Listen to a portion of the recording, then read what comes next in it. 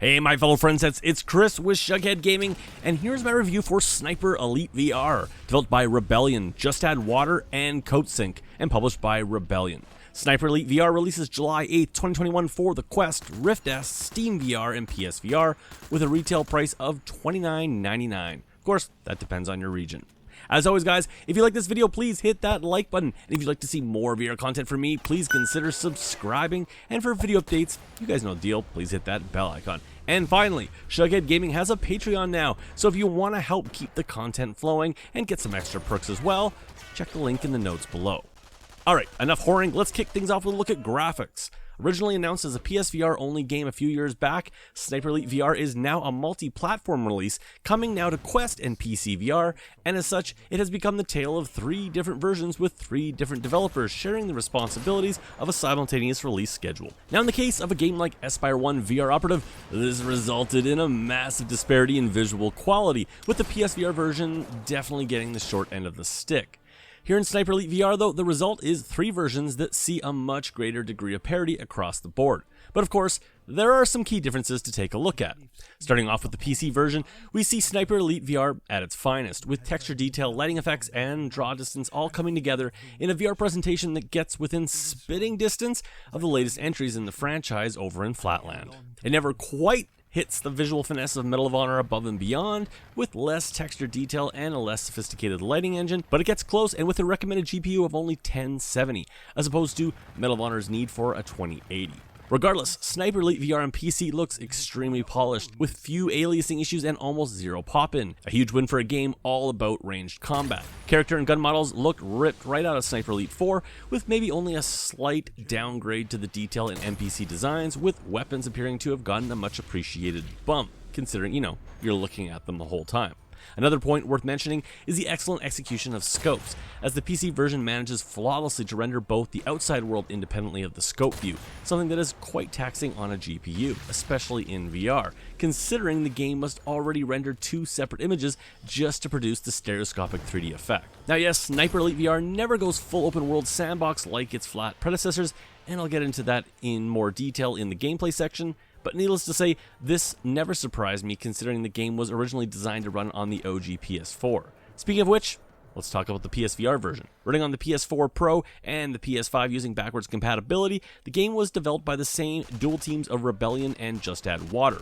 The PSVR version appears to share much in common with that of the PC port, however, with a significant drop in overall resolution, resulting in image quality that I would have to describe as almost muddy, coming off rather poor even when compared to the Quest version. Though, before you run off and buy the Quest version, wait until I'm done, as it is certainly a give and take situation. Back to the PSVR side of things though, Sniper Elite is still a very nice looking game, and PSVR owners without another headset to compare to will likely be thrilled with the visuals.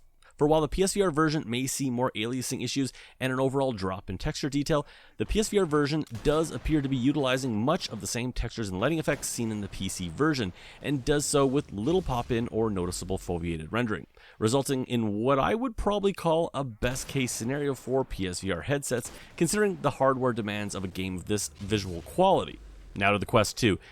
I was scared to see what Sniper Elite would look like on the Quest hardware, and I just could not see how Rebellion was going to pull it off. Wisely though, Rebellion brought in developer CodeSync to assist here and share their previous experience that they got by getting the ambitious military shooter Onward ported to the Quest. This experience shows, and it appears that the Quest version of Sniper Elite may have been developed from the ground up and independently of the other 2 versions, with a rather obvious shift in game textures and an almost completely different color palette. The latter, which could be attributed to the need to remove much of the previous version's lighting systems in order to get the game to run on the lower powered hardware. However, the end result is shockingly faithful to the other 2 versions and easily ranks as one of the more visually impressive achievements on the Quest that I have ever seen, with the Quest version, despite a few caveats, managing to bring the entire gameplay experience, scopes and all, to Quest owners. Those caveats, well, this is certainly a blander looking game with compromises across the board to texture detail both up close and especially in the distance to make all this work. And maybe most importantly, this version has some of the most aggressive foveated rendering I have ever experienced, with only the center third of your screen being at full resolution and an obvious graded drop off as you look to the sides. something the PSVR version does not struggle with, but instead opts for an overall lower but more consistent resolution that never hits the jaggy lows of the peripherals on the Quest version, resulting in a bit of an either-or situation for owners of both a Quest and PSVR. Sound is up next.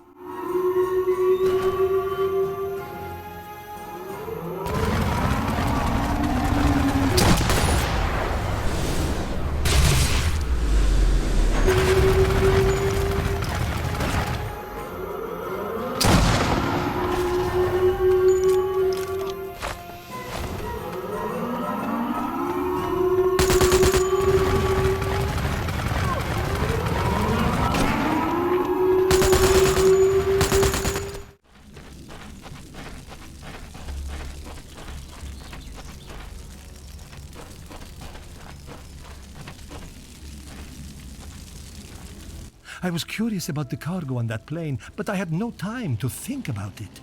The fascists were coming.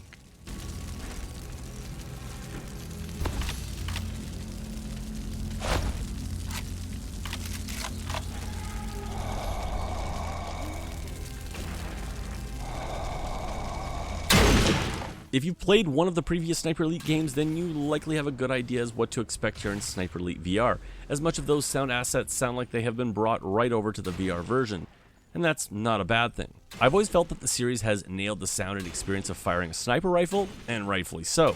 Unfortunately, I have also always felt that guns other than sniper rifles always felt a little phoned in and undercooked.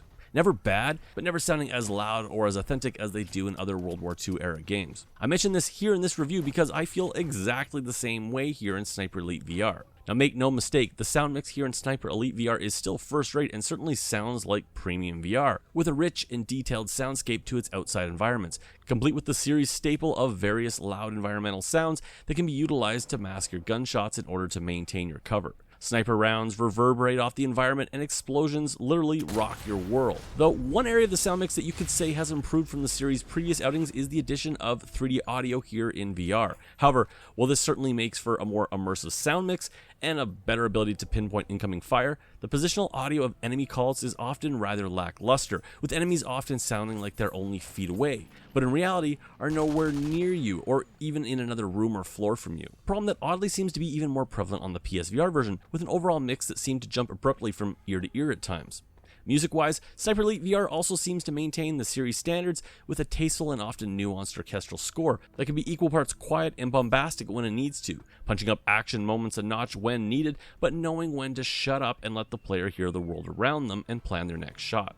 Finally, while voice work here is at a minimum and comes solely from the game's protagonist recollecting previous memories to tell the game's narrative, it is thankfully done well and never overstays its welcome by keeping you too long away from shooting someone's brain bag. All in all, Sniper Elite VR is a rather impressive sonic package across all three versions, though it could stand a bit of positional audio tweaking in follow-up patches. Heck, there's a decent sized day one patch coming, and while I know most of what is coming in audio tweaks weren't listed, you never know. Regardless though, a very competent sound mix here. And that brings us to gameplay. As I have been mentioning all three versions of Sniper Elite and their differences, let me be very clear here that when it comes to gameplay, this is for the most part the same experience across all three versions, so no worries there regardless of what headset you're rocking. With that, let's get into it.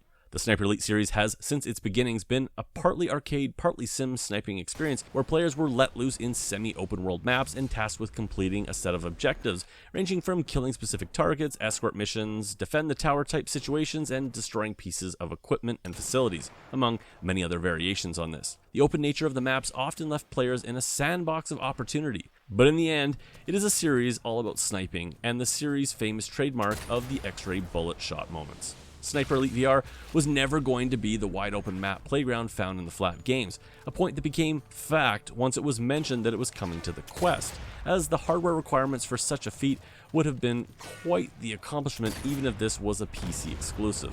That being said, I fear this was going to be simply a stand in a tower affair, taking on waves of enemies.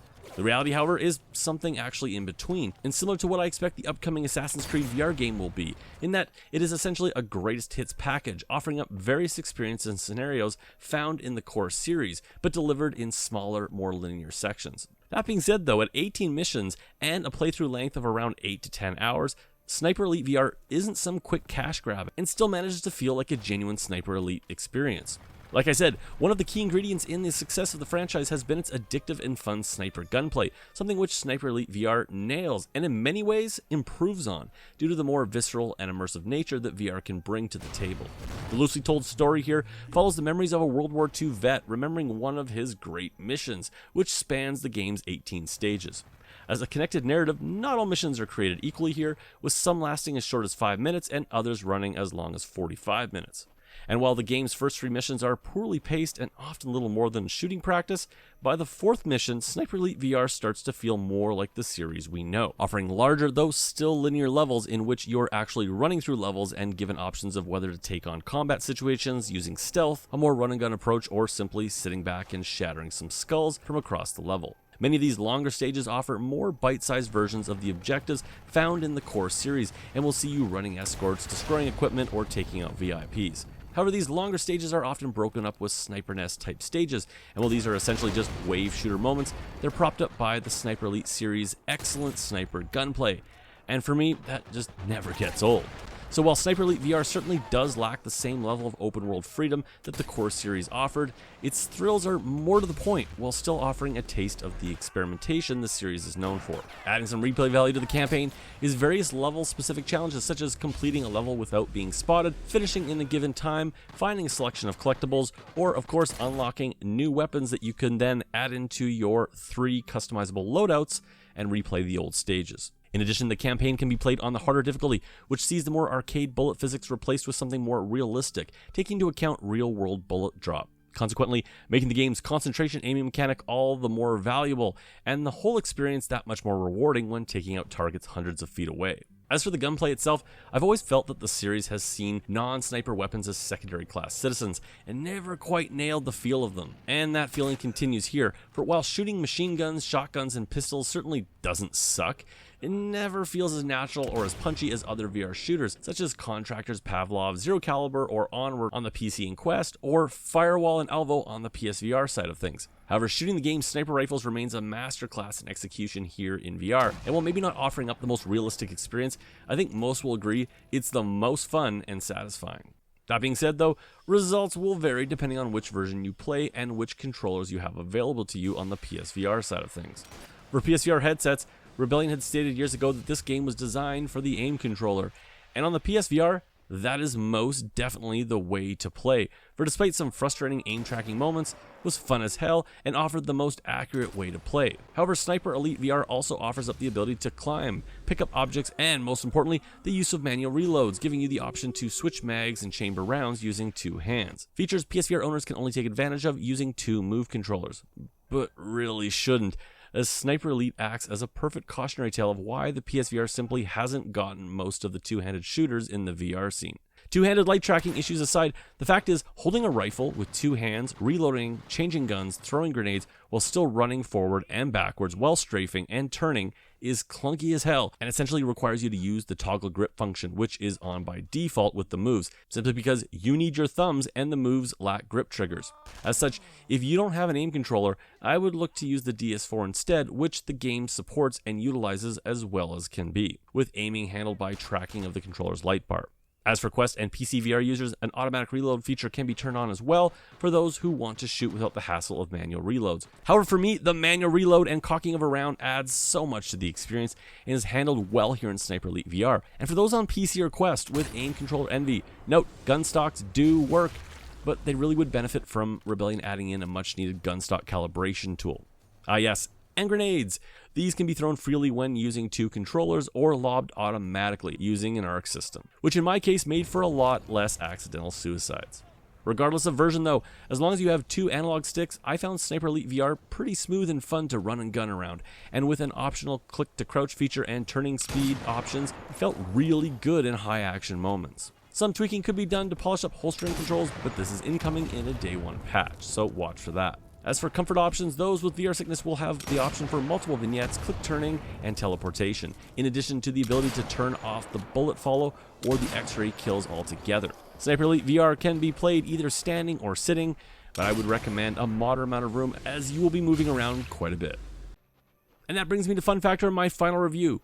Bottom line, this isn't the exact same experience you played flat, and it certainly isn't Sniper Elite 5. However, given the current VR scene in both hardware and adoption, this was the best it was going to be, guys. And I don't mean that as a slag against the game, as what Rebellion and their team of developers have pulled off here is actually quite impressive, delivering the Sniper Elite formula in albeit a more limited fashion, but with all three versions looking fantastic when viewed through the limitations of the hardware each must run on. And while the overall scope of gameplay here may by necessity be more limited, Sniper Elite VR, in my opinion, offers up a potent sniping experience that easily rivals that of the flat version in terms of immersion and fun factor. This isn't the deepest shooter on the market, but neither was the Core series. As you guys may know, I hate numbered review scores and instead rate games on the basis of buy it, burn it, or wait on it. Like I said, this is a more constrained version of the series, but still a very good entry in the series. Like you guys, of course I wish this was a balls-out open-world shooter that redefined the series, but given where VR is at this time, I think we're going to have to wait for the sequel.